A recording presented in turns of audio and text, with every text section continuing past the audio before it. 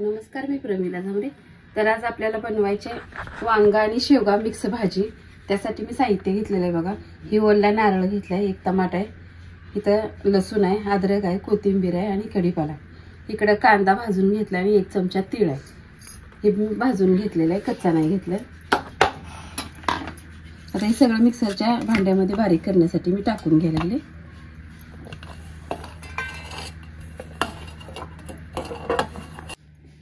तर ह्यातच ही कोथिंबीर पण बारीक करण्यासाठी टाकून घेते आणि कढीपाला पण बारीक करतानाच मी टाकणार आहे।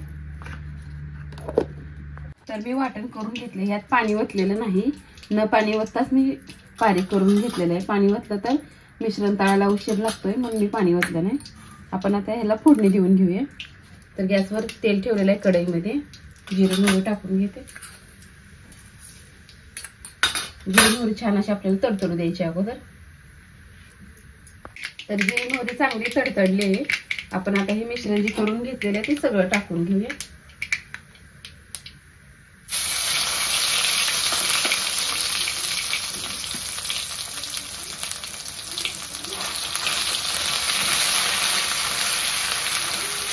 छान असं आता ह्याला तेल सुटूस तर आपल्याला मिक्स करून घ्यायचं, तळून घ्यायचं तेलामध्ये चांगलं। तर तेल सुटूस तर छान असं मिश्रण भाजलंय। एक चमचा गरम मसाला टाकून घेतलाय, एक चमचा लाल चटणी आणि एक चमचा भरून काळं तिखट। हे पण छान असं मिक्स करून घ्यायचं आपल्याला तेलामध्ये। आता ही शेंगा मी चिरून धुवून घेतलेले आहेत, ही पण ह्यात टाकून घ्यायची।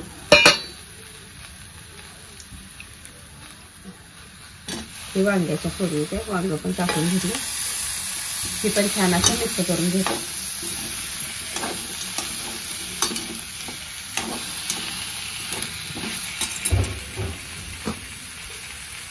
यात आपल्याला चवीनुसार मीठ टाकायचं आहे।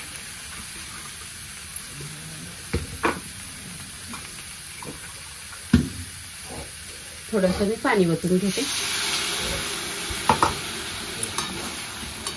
पाणी ओतून छान असं मिक्स करून घेते।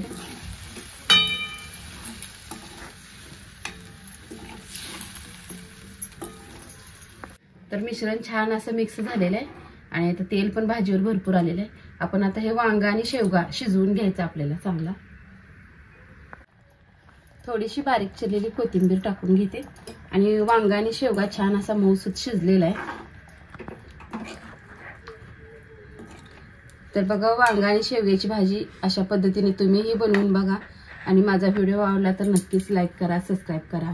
फेसबुकवर बघत असाल तर फॉलो करा।